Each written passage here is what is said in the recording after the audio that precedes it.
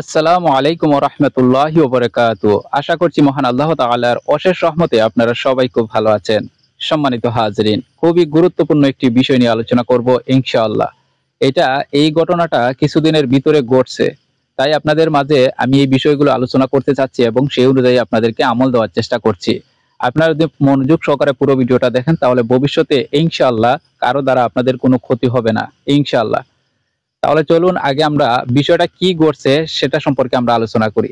যদিও আমি ক্লিয়ার করে বলবো না যে ওই মানুষটার উপরে এই জিনিসগুলো হয়েছে, আমি একটু অন্যভাবে নিয়ে আপনাদেরকে বোঝানোর চেষ্টা করছি। দেখুন, একটা ছেলে আর একটা মেয়ে কিন্তু অনেক সময় সম্পর্কে অবৈধ বেশিরভাগই অবৈধ সম্পর্কের সাথে লিপ্ত হয়। যেমন ওই যে প্রেম ভালোবাসা, নাফরমানিতে তো দেশ ভরেই গেছে সব জায়গায়, সেটা তো আমরা অনেকেই কিন্তু জানি। তো এই ক্ষেত্রে যখন একটা সম্পর্কের সাথে জড়িত হয় তারা দুইজন, তখন একজন যখন চলে যেতে চায়, তো চলে যেতে চাইলে তো অপর যে ব্যক্তিটা সে কি করে, সে একজন মুদাব্বির ধরে। তো মুদাব্বির তো আমার জানা মতো তারা এইগুলা কাজ করবে না। তখন তারা বাধ্য হয়ে কি করে জানেন, একটা তান্ত্রিকের কাছে যায়। যখন এই তান্ত্রিক সেই তান্ত্রিক করতে করতে কোনো কাজ হয় না, তখন দেখা যাবে যে একজন না একজন তান্ত্রিক তো থাকবে যারা প্রফেশনালি কুফুরি করে। এরকম ব্যক্তি তো আছে, তাই না? তো ওই ব্যক্তির কাছে যাবে। ওই ব্যক্তির কাছে যাওয়ার পরে সে হয়তো ৪৮ ঘন্টা টাইম দিবে, না হলে ২৪ ঘন্টা টাইম দিবে। তখন কি হয়, এই ৪৮ ঘন্টার ভিতরে সে কিন্তু পাগলের মতো হয়ে যায়। যেমন মেয়ের উপরে যদি করা হয়, তখন ওই ছেলেটার জন্য সে পাগলের মতো হয়ে যায়। তখন আর আপনি পৃথিবীতে যত কিছুই হোক না কেন, সে আর অন্য কোনো কিছুই দেখবে না। সে শুধু একটা জিনিসই দেখবে, ওই ছেলেটাকেই দেখবে। ওই ছেলেটার জন্য পাগল হবে। সেই ছেলেটা যদি আহ কি বলবো, যদি একদম রাস্তায় পড়েও থাকে তারপরেও তার জন্য পাগল হয়ে যাবে। এই জিনিসগুলা তার মাথায় আসবে না ভালো মন্দ।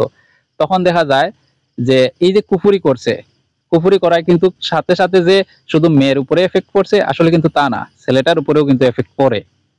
অনেক সময় ছেলেটার উপরেও কিন্তু এফেক্ট পড়ে। যেমনটা ইদানিং যে ঘটনাটা আমার কাছে আসছে, এটা এফেক্টটাও কিন্তু পড়ছে। তো সেক্ষেত্রে ওই মেয়েটাকে কিন্তু বিয়ে করে ফেলে। যেমন এই কিছুদিনের ভিতরে যেটা ঘটছে আর কি, মেয়েকে বিয়ে করে ফেলে। বিয়ে করার পরে তো এখন তো তার হুঁশ নাই। এখন কিছু সময়ের জন্য যদি তার এই চিন্তা মাথায় ঢুকে যে আমি এটা কি করলাম, তখন দেখা যায় যে আবার কিছুক্ষণ পরে আবার সে ওই ছেলেটার জন্য পাগল হয়ে যায়।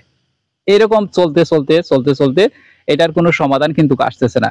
যখন আমি এই বিষয়টা নিয়ে হাজিরাটা দেখি, হাজিরাটা দেখার পরে দেখলাম যে ওই তান্ত্রিক দুইটা মানুষের উপরেই কিন্তু সালান জিনের পাঠিয়ে দিছে, জিন পাঠিয়ে দিছে এবং ভয়ঙ্কর রকমের কুফুরি করা আছে। তো ভাই ও বোনেরা, আমি সবারই দৃষ্টি আকর্ষণ করছি এই বিষয়টা বলার কারণ হচ্ছে যে দেখুন, আমাদের ক্ষেত্রে আমাদের সমাজে এরকম অনেক মানুষ থাকে যে অবৈধ একটা সম্পর্কের সাথে লিপ্ত হইলাম, একজন চলে গেলে এরকমটা হয়। আবার অনেক সময় দেখা যায় কি, যে শত্রুতা করে একটা মানুষের দুশ্মনী করার জন্য বা ক্ষতি করার জন্য এই জিনিসগুলা মানুষ করে থাকে। তো এই জিনিসগুলা যে করে, আসলে যার উপরে করে আসলে তার উপরেই যে পড়ে এমনটাও না, কিন্তু তার উপরে তো অবশ্যই পড়ে, কিন্তু দেখা যায় যে করে তার উপরেও কিন্তু ভাই কিছুটা হলেও পড়ে যায় এর তাসিরটা। কুফরি এতটাই জঘন্য, এতটাই মারাত্মক।